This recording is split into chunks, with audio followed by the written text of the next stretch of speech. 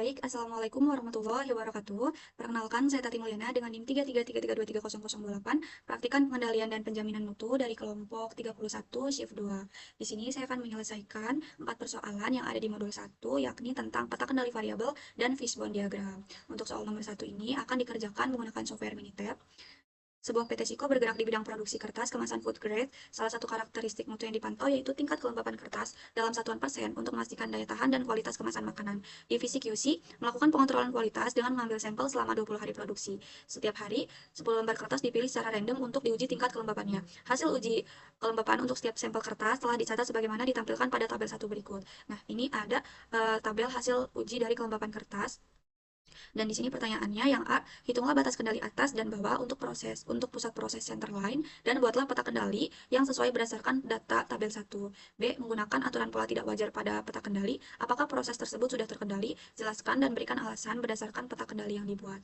Nah, berdasarkan data yang ada di tabel ini, itu untuk soal nomor 1 menggunakan peta kendali X bar R karena jumlah sampel yang ada di data ini yaitu 10 sampel yang dimana peta kendali X bar R ini cocok digunakan untuk sampel yang berjumlah N kurang dari sama dengan 10 dan digunakan untuk jenis data yang berjenis datanya itu kontinu. Di sini juga bisa dilihat di hasil uji kelembapan kertasnya ini merupakan jenis datanya kontinu atau berbentuk desimal gitu. Nah, untuk soal nomor 1 ini akan dikerjakan menggunakan software Minitab dan di sini saya hanya menginterpretasikan hasilnya saja. Oke, jadi di sini ada dua grafik.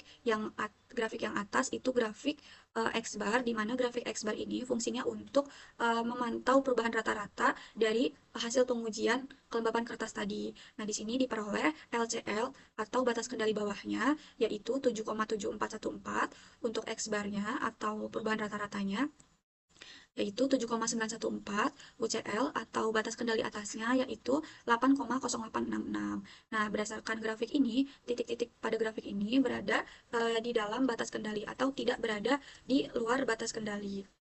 Untuk grafik yang bawah itu grafik R-nya atau sample range-nya. Nah, grafik R ini menunjukkan variasi atau tingkat konsistensi produk dari suatu pengujian yang dihasilkan atau di sini bisa untuk memantau dari pengujian kelembapan kertas tadi, memantau tingkat konsistensi atau variasinya dari hasil pengujian kelembapan kertas tadi. Di sini diperoleh untuk LCL atau batas kendali bawahnya yaitu 0,125, R barnya sama dengan 0,56 dan UCL atau batas kendali atasnya itu 0,995. Nah, dapat kita lihat bahwa titik-titik pada sampel di grafik R ini tidak berada di luar batas kendali. Artinya untuk grafik R ini masih dalam batas kendali secara statistik atau tidak berada di luar penyimpangan. Jadi dapat disimpulkan bahwa untuk kedua grafik ini yaitu X bar dan R chart-nya mengindikasikan bahwa rata-rata dari kelembapan kertas atau variasinya itu berada dalam kondisi proses pengujian yang stabil dan terkendali secara statistik. Lalu, berdasarkan 8 aturan pola kejadian tidak wajar, dapat disimpulkan bahwa tidak terdeteksi titik-titik yang berada di luar batas kendali, baik di grafik X bar maupun grafik R, sehingga proses pengujiannya tidak terjadi variasi yang ekstrim. Nah, proses pengujian ini juga berada dalam batas kendali dan perusahaan tidak perlu melakukan tindakan korektif lebih lanjut. Lanjut ke soal nomor 2. PT Optik Nusantara memproduksi kamera DSLR profesional untuk fotografer dan videografer. Salah satu karakteristiknya yaitu jarak focal length, jarak dari mounting lens ke sensor. Nah, di sini kita langsung ke pertanyaannya aja.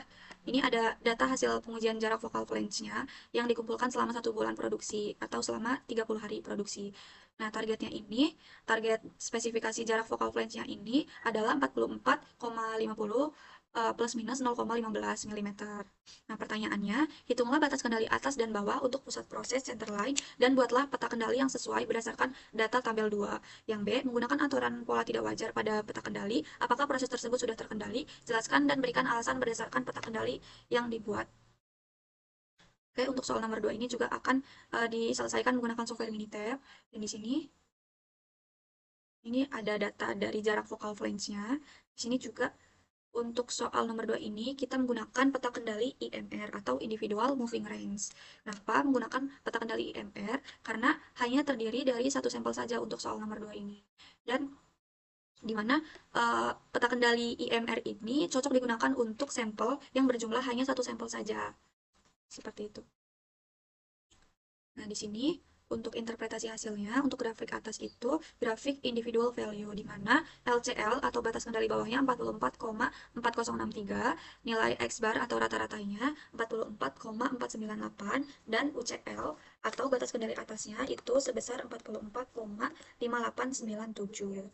Nah, dapat kita lihat bahwa titik-titik pada grafik individual value ini uh, berada dalam batas kendali secara statistik. Nah, untuk yang grafik yang bawah itu grafik MR atau moving range. Di sini diperoleh LCL-nya sama dengan 0, MR-nya sama dengan 0,0345, UCL atau batas kendali atasnya 0,1127. Dapat dilihat juga bahwa untuk grafik MR ini berada dalam kondisi pengendalian atau berada dalam batas kendali secara statistik. Nah, berdasarkan 8 aturan pola kejadian tidak wajar pada peta kendali, maka dapat disimpulkan bahwa hasil uji focal flange study, jarak focal flange study, itu tidak ditemukan atau tidak terdeteksi pola-pola tidak wajar dan tidak ditemukan adanya titik yang berada di luar kendali, baik di grafik individual value maupun grafik moving range. Artinya, pengujian jarak focal flange ini berada dalam kondisi stabil dan perusahaan tidak perlu melakukan suatu tindakan korektif.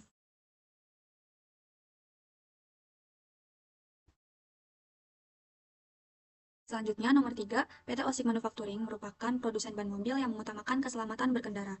Karakteristik mutu utama yang dikontrol dalam proses produksi ban yaitu tekanan bersebaran PSI untuk memastikan standar keamanan internasional.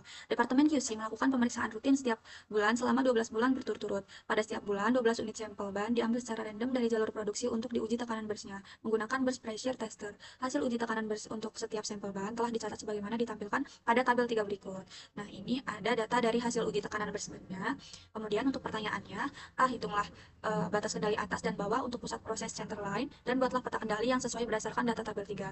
Yang B, menggunakan aturan pola tidak wajar pada peta kendali, apakah proses tersebut sudah terkendali? Jelaskan dan berikan alasan berdasarkan peta kendali yang dibuat. Nah, untuk soal nomor 3 ini akan dikerjakan menggunakan dua software yaitu software Minitab dan RStudio. Mungkin saya akan menjelaskan interpretasinya di software Minitab terlebih dahulu. Nah, ini ada hasil dari grafik nomor 3. Jadi nomor 3 ini termasuk ke dalam peta kendali X bar S karena terdapat 12 sampel di mana peta X bar S ini cocok digunakan untuk sampel yang berjumlah lebih dari 10. Jadi karena sampelnya 12 cocok digunakan menggunakan peta kendali X bar S. Selain itu, peta kendali X bar S juga digunakan untuk mengukur perubahan rata-rata dan standar deviasi. Oke, ini untuk interpretasi dari grafiknya. Di sini yang grafik atas adalah grafik X bar, di mana di sini dapat disimpulkan bahwa terdapat dua titik yang berada di luar batas kendali. Nah, untuk grafik yang S-nya atau grafik standar deviasinya dapat disimpulkan bahwa tidak terdapat titik sampel yang berada di luar batas kendali.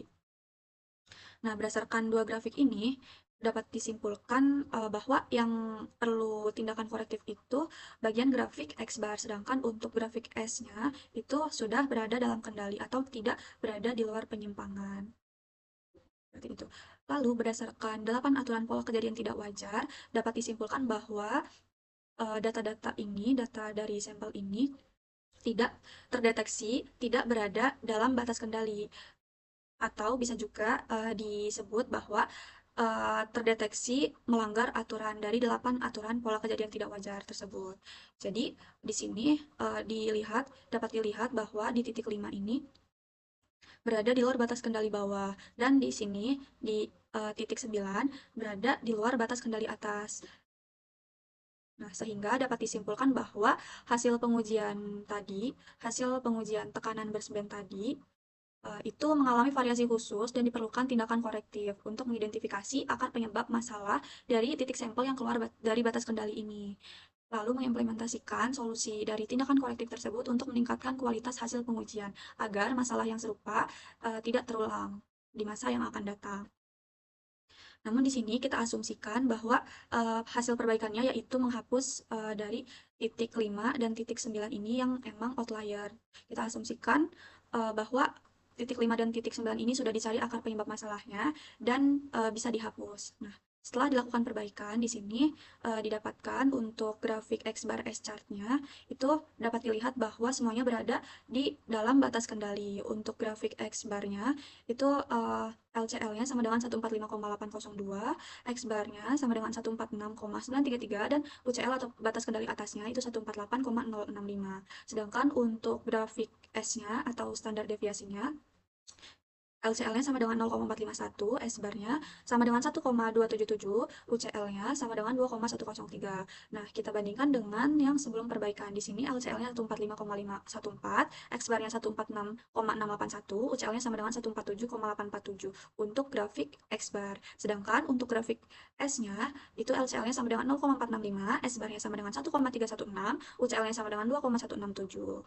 Nah, jadi ini sebelum perbaikan masih ada titik-titik yang berada di luar batas kendali dan ini setelah dilakukan perbaikan. Oke, selanjutnya saya akan mengerjakan soal nomor 3 ini dengan menggunakan RStudio. Jadi pertama-tama untuk data dari hasil pengujian tekanan bersband tadi itu dimasukkan ke dalam Excel, ke dalam software Excel agar di RStudio ini bisa membaca data dari file Excel. Nah, di sini kita close dulu. Pertama-tama kita menginput data dengan memasukkan sintaks soal 3, readx lx, kemudian masukkan nama file dari data file Excel tadi. Kemudian kita running. Kemudian yang kedua, yaitu menghilangkan kolom. Jadi, fungsi dari sintaks data 3, soal 3, min 1 ini, fungsinya untuk menghapus kolom pertama. Karena yang dibutuhkan adalah hanya data dari hasil pengujiannya saja. Sedangkan di kolom pertama itu merupakan data tanggal produksinya. Sehingga yang diperlukan itu hanya data-data hasil pengujiannya saja, bukan tanggal produksinya. Kemudian, kita membuat peta kendali S-nya. Nah, peta kendali S ini fungsinya untuk mengukur konsistensi atau variansi atau standar deviasi. Maaf, maksudnya peta kendali S ini fungsinya untuk mengukur standar deviasi dari hasil uji bersband tadi. Nah, ini ada hasil dari peta kendali tekanan bersband, peta kendali S-nya. Itu subgrupnya ada 12, number of grupnya. Kemudian di sini LCL-nya 0,465, UCL-nya 2,167, centernya 1,3164, standar deviasinya 1,3466. Nah, hasilnya itu kurang lebih sama kayak yang di Minitab. Minitab. Hasilnya seperti ini. Selanjutnya di sini melihat ringkasan peta kendali S. Sintaks ini fungsinya untuk melihat control limits-nya atau melihat hasil LCL dan UCL dengan menggunakan sintaks summary peta underscore S. Selanjutnya kita membuat peta kendali X bar. Kita running dengan menggunakan sintaks ini. Nah, di sini kita namakan type peta kendalinya yaitu X bar, jenis peta kendali yang dibuatnya. Kemudian untuk judulnya, judul dari grafiknya yaitu peta kendali X bar tekanan bersband. Oke. Nah, di sini dapat dilihat bahwa terdapat 2 titik sampel yang berada di luar batas kendali.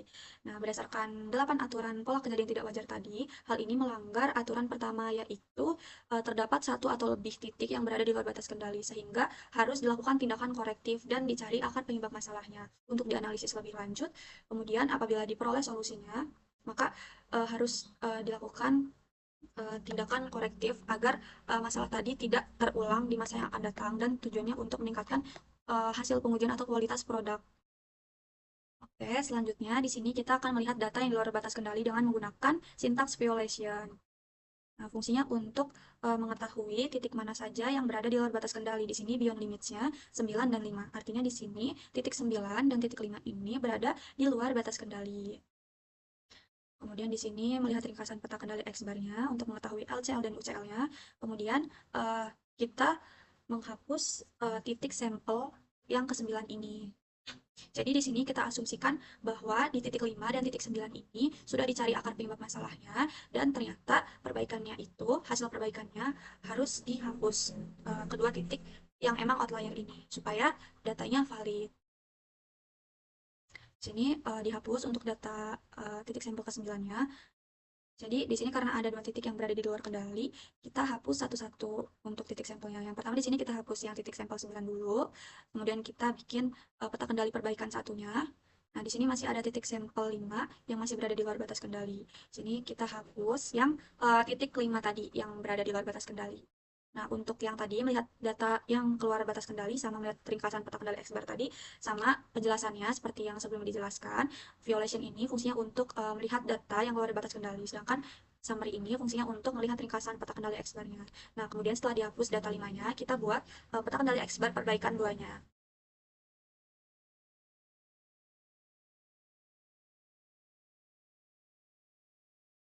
Oke, di sini number of groupnya juga udah 10 karena tadi terdapat 2 titik sampel yang emang berada di luar batas kendali.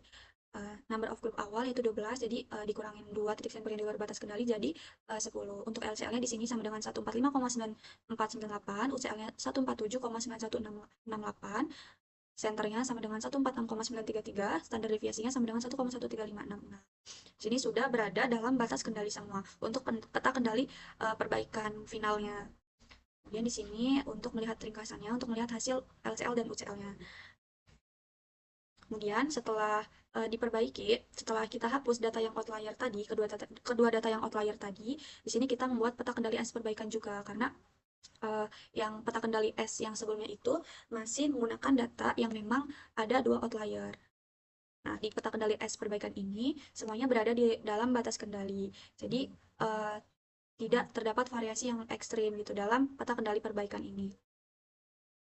Oke, ini untuk melihat ringkasan peta kendali X-nya. Lanjut di soal nomor 4. PT Shiko Footwear merupakan perusahaan manufaktur yang memproduksi sepatu kulit berkualitas untuk pasar domestik dan ekspor.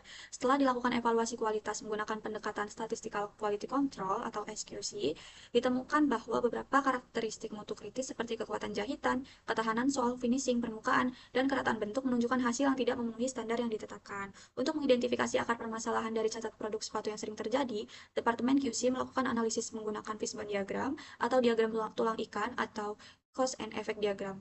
Analisis dilakukan berdasarkan 6 faktor utama 6M, yakni man, mesin, metode, material, measurement, dan environment. Hasil investigasi penyebab utama masalah cacat produk sepatu telah dirangkum dalam tabel 4. Nah, di sini ada tabel hasil identifikasi penyebab utama permasalahan cacat dari produk sepatu, di mana di sini dipisahkan berdasarkan beberapa kategori, dan ini penyebab per kategorinya. Pertanyaannya, buatlah fishbone diagram berdasarkan data tabel 4 dengan menggunakan software Minitab dan RStudio. Di sini saya akan menjelaskan menggunakan software Minitab terlebih dahulu untuk soal nomor 4. Nah, di sini terdapat diagram permasalahan cacat produk sepatunya. Di yang garis merah ini merupakan cabang utama dari fishbone diagramnya. Nah, yang di ujung kanan ini merupakan masalah yang sedang dianalisis. Sedangkan untuk yang atas, yang cabang atas, itu merupakan kategori-kategori dari penyebab masalahnya. Nah, untuk yang cabang bawahnya ini merupakan penyebab detail atau masalah detail dari per kategorinya, masalah detail yang akan dianalisis per kategorinya. Jadi penyebab dari suatu masalah tersebut. Nah, kemudian untuk di software RStudio juga sama hasilnya. Di sini kita input dulu data tadi yang di tabel dengan memasukkannya di Excel. Kemudian kita running. Di sini kita menggunakan sintaks cause and effect untuk membuat fishbone diagram.